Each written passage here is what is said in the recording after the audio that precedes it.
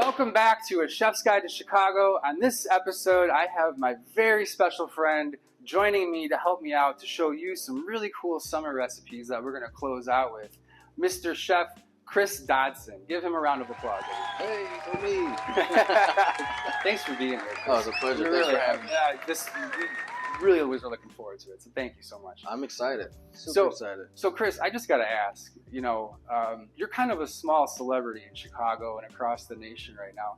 Can you tell us, maybe our viewers, where they might have seen you recently, if you're a familiar face? Absolutely. So I've been on a couple of cooking shows on the Food Network. Chopped beat Bobby Flay, and 24 and 24, The Last Chef Standing. And you are representing Chicago, my hometown. I am representing Chicago, but I must note that I'm from Fayetteville, North Carolina.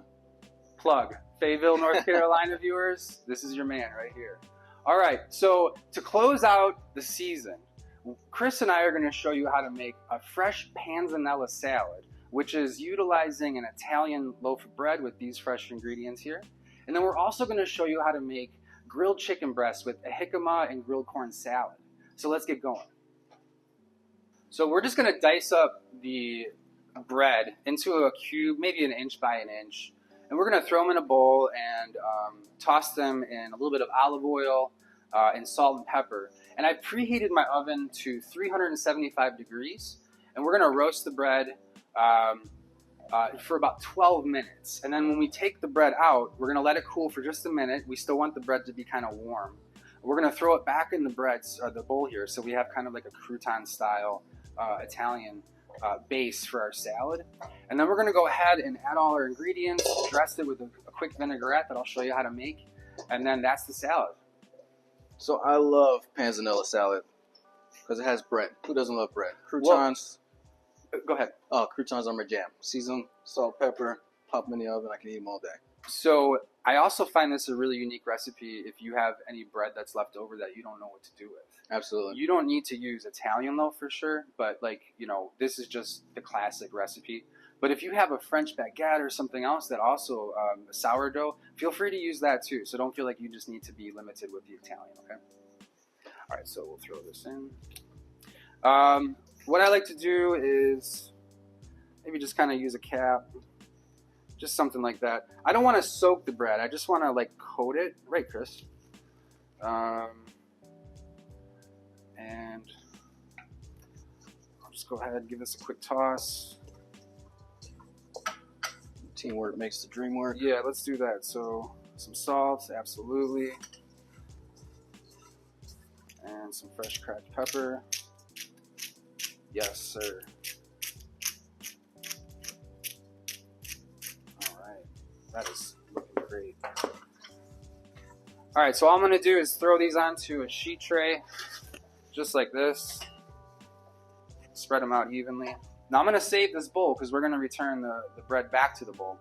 But I'm just gonna, once again, for 12 minutes right in the oven here, I'm gonna put it on the top shelf. The reason I wanna do the top shelf, Chris, do you want to explain? No. I'm just kidding. So the air circulates around the oven, right? So you're going to get the air right over the top of the oven. Right. The middle of the oven gets a little bit hotter. You use that for bacon. That's great. Thank you, Chris. All right, guys. So I'm going to show you how I like to peel fresh corn. So I'm a Southern gentleman. Grew up in the South and eat a lot of fresh corn. And the way to get it all off and grab the silk at the same time is you cut the bottom off and then you just peel it from the bottom.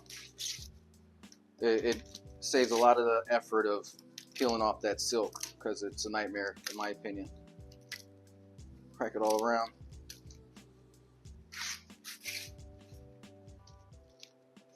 That's great. That's fantastic. Easy peasy. Silk. Most of the silk is gone. So compared to mine where I just peeled it off from the top, you could see he's got a much cleaner product there. Very good. All right. If you have a grill, leave the skin on, throw it on just raw, throw it right on the grill for about 25 minutes. Turn it every now and again, and you'll be able to peel the corn back, and you'll just see this nice roasted corn. Okay. But I'm going to show you how to do it without a grill. Okay. So if you have a gas oven at your house like we do here, I'm going to show you how to get this really awesome corn grill char texture to it that also tastes really good, even if you don't have a gas grill. All right. So here we go. Just raw like this. I'm gonna place this right on a burner. And I'll let this go for maybe about 5 minutes in full, and that'll be, you'll see at the end of the few minutes here what that'll look like. But you can see already, I've got some really great color. Just, it's been about a minute. So I'm just gonna go ahead and turn that and let that just kind of get nice and charred. I want a low heat. I don't want to burn the corn, but I do want it to cook over that flame. In the meantime, I'll start cutting up these scallions. Perfect. So we're gonna save the whites and just kind of cut the greens on the bias. It looks pretty. Tastes great. That looks great, Chris. Thank you. I'll be like you when I grow up. You're so kind. We're going to go ahead and prepare the ingredients for our chicken and corn and jicama salad. So we got the corn on. Let's go ahead and peel a jicama and dice maybe a quarter of this up. Would you mind doing the honors? No, by all means. And I will cut the jalapeno while I watch the corn.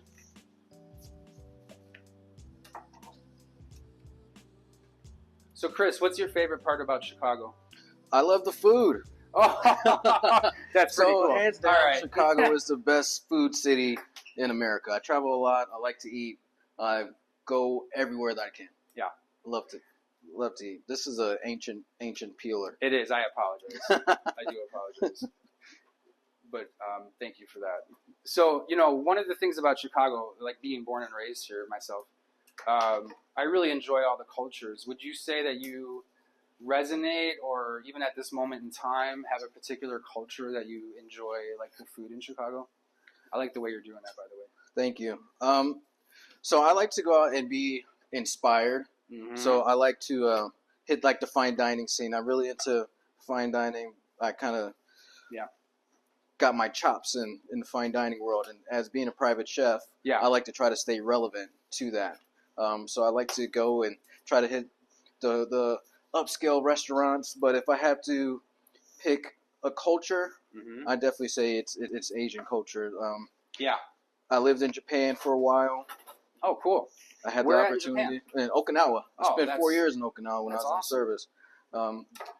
I actually just moved from Chinatown a few weeks ago, so being able to experience that culture was really, really amazing. So, real quick, I want to show you guys real quick how to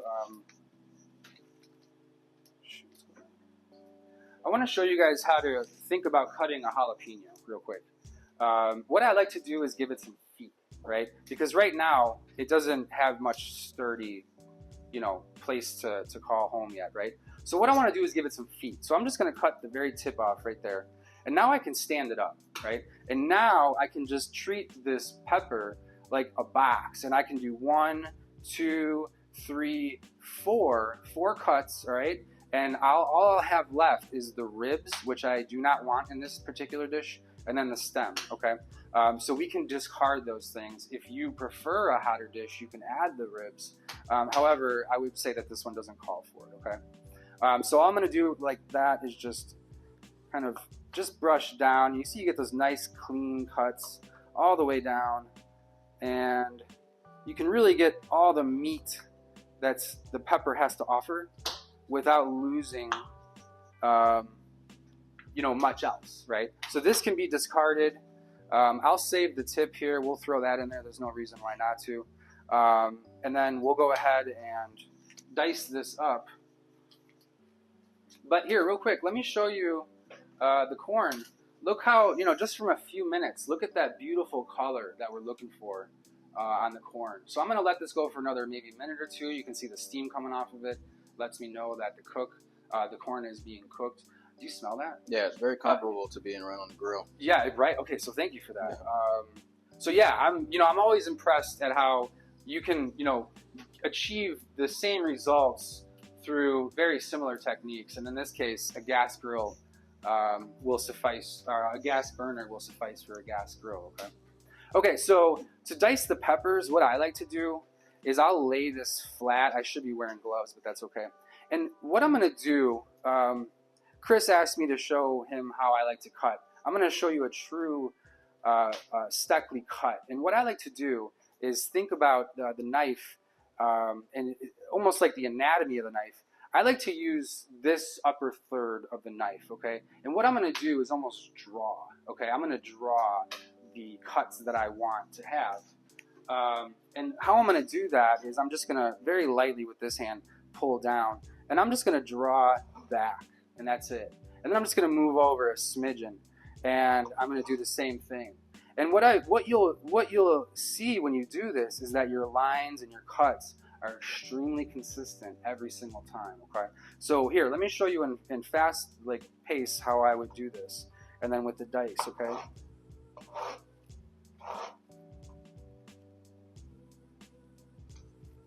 And then I'm just going to turn it this way, and I'm going to do the same thing. I'm just going to draw. I'm going to draw, and just kind of continue down the line until you have this really uniform, very, very consistent cuts that are, if you were to take one next to the other randomly, would not be too far off or off at all. And then you can go down to the line, clean your knife, and each one of these is almost the same, or at least the same size, right? Stunning. So we'll go through. Thank you for that, Chris. I really appreciate that. That means a lot to me. And what we'll do is I'll go through this, and that's how we'll prepare the jalapeno. Chris, would you do us the honor of dicing the jicama, maybe a little bit larger than that or around that size? Absolutely. So I too want to do the same thing. I want to kind of box this jicama off. Yeah. Very cool. It's cool that you know. Yeah, we don't want it to slide around, slip Right. around. We want to get nice, consistent planks. And so I'm going to end up, this is my corn. I'm just going to let this kind of cool off. Right Oh, here. it smells amazing. Thank you for that. Yeah, it really does, though. All right, my bread should be done.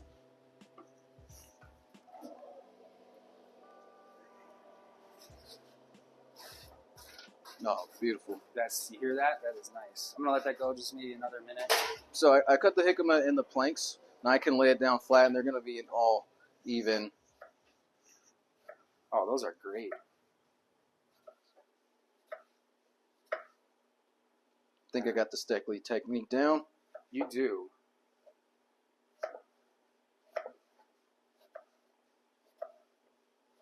There you go. Now you're pulling. Yeah, that's great, Chris. Domo arigato gozaimasu. Wow, that is really cool. Yep. That's my little bit of Japanese.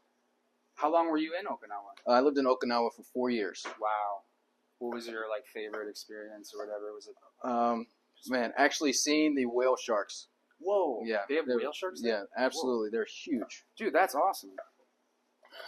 So, hold on. Did you ever go scuba diving out there? No, unfortunately not. Okay. I would have loved to have gone Yeah. scuba diving, but you have to go through a whole certification process. I didn't have enough time to do that. Yeah. That's really cool. But it's very exciting. That is really exciting. I actually saw a water spout, the tornadoes on the water. Okay. So we saw a few of those. Yeah. Very interesting to see. Yeah. And it's one of the most cleanest places I've ever lived. I keep hearing that. They take so much pride in maintaining the country.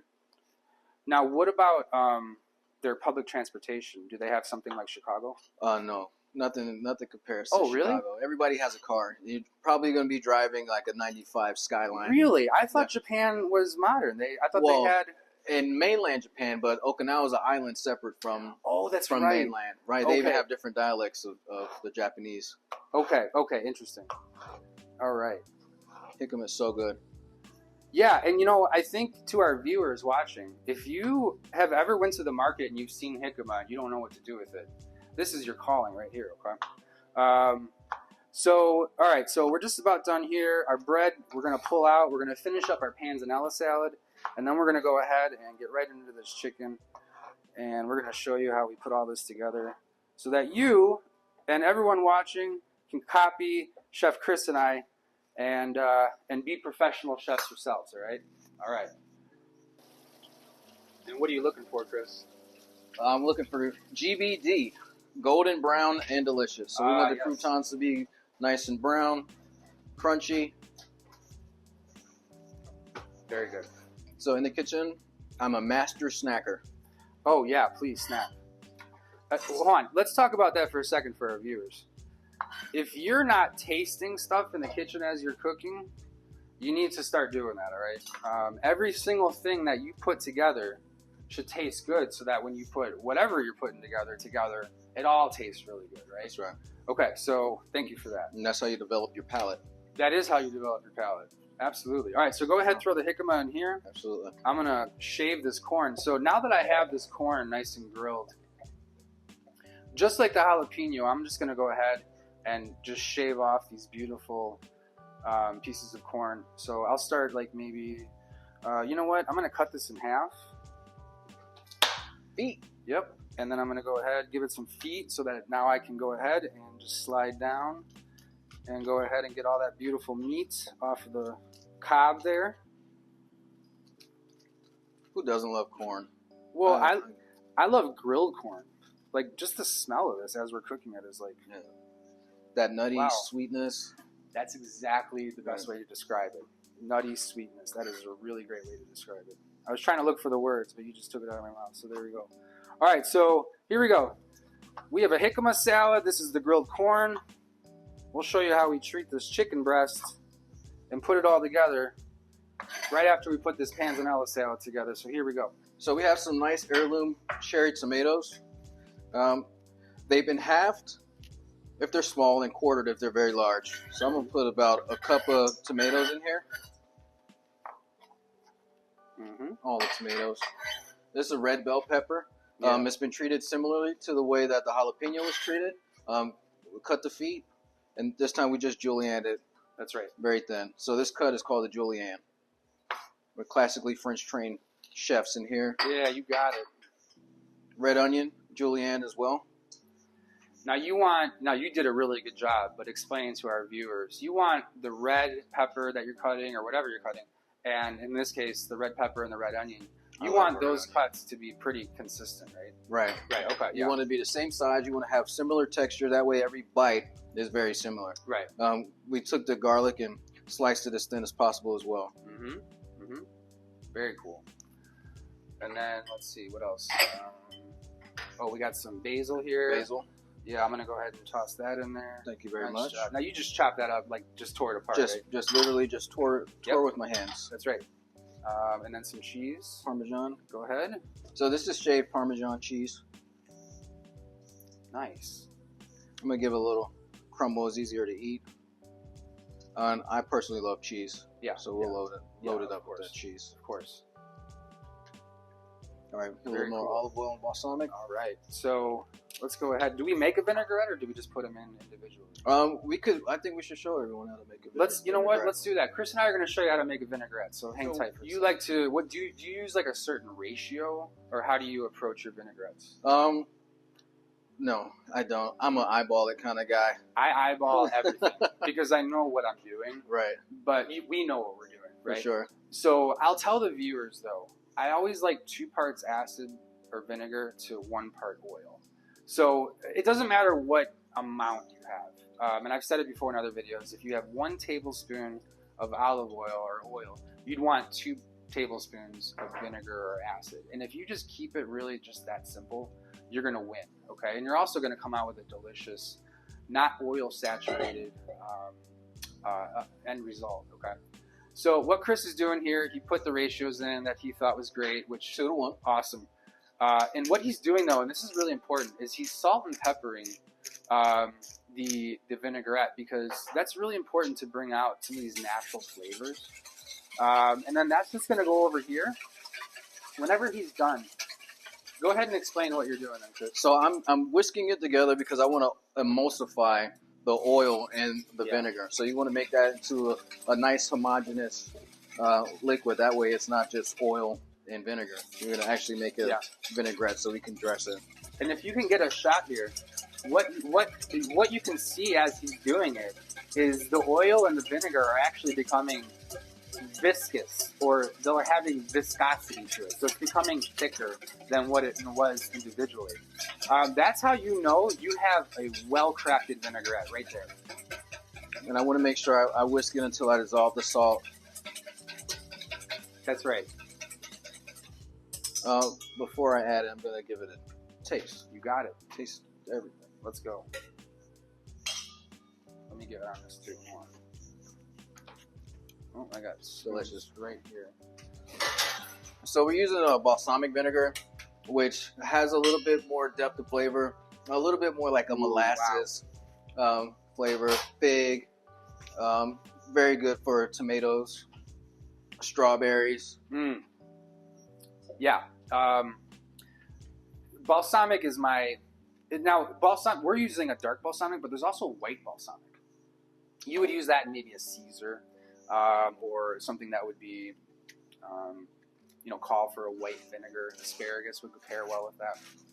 So if you notice, I put the vinaigrette around the outside of the bowl. That way we don't overdress the salad. Interesting. Thanks for explaining that, because I was actually just going to ask you, was that on purpose? Yeah. So if you need more, then you just add more, but you start there. Usually one time around the bowl is good enough. Okay, that's a really cool rule to kind of keep in mind when dressing salads. I think what you're describing too, Chris, is you can add, but you can't take away. That's right. That's right. That's right. Okay, so let me get you a bowl that we can... I'd say we give it a little bit more dressing. Yeah, go ahead.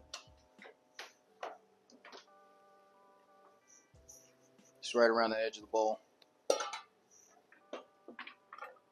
I wish you guys could smell this. You can smell the peppers and the onions. I smell, and I'm not kidding, I smell each and every individual item together. You know what I mean? Yeah, I could smell them individually and together. That's how awesome this is. It smells great.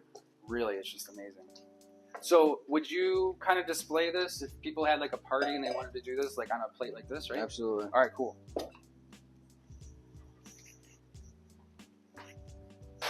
So as professional chefs, whenever we plate something, we don't just put it on the plate. We want to build it, right? I think that's a really important art when approaching plating something. So what Chris is doing is the art of building. And what he's trying to achieve is a little bit of height, a little bit of volume, a little bit of like displaying all that the salad has to offer, versus just throwing it on the plate. I would argue that when you build it, it does look a little more appetizing. We're in the culinary arts. We want to make you eat with your eyes first. That's well said, yeah. And we'll just give it a little bit more garnishes. Yeah. This is great. Some more basil. That looks great, Chris.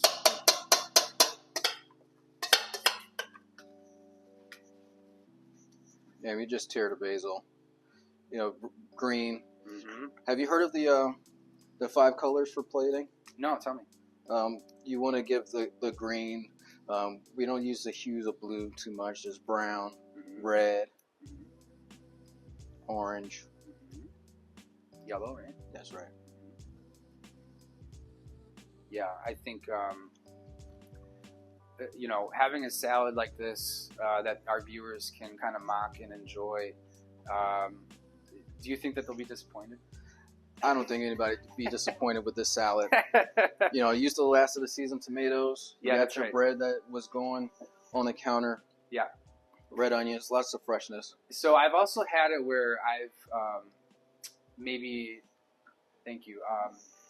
grilled the bread. So, if you have a grill and you want to just kind of slice the bread, grill it, maybe with some garlic oil, and then cut it, that could be another option versus like roasting it, okay? So don't feel like you have to roast it if you want to be outside and on the grill. This salad can still be applied in that manner, okay? All right, so we're going to set this to the side, and let's get going on our chicken with jicama and grilled corn salad. Thanks again for being here, Chris. Wow. Oh, that's a pleasure. Like literally, I'm having so much fun. I hope Me you too. are too. Yeah, I love it here. This is great. Thank you so much.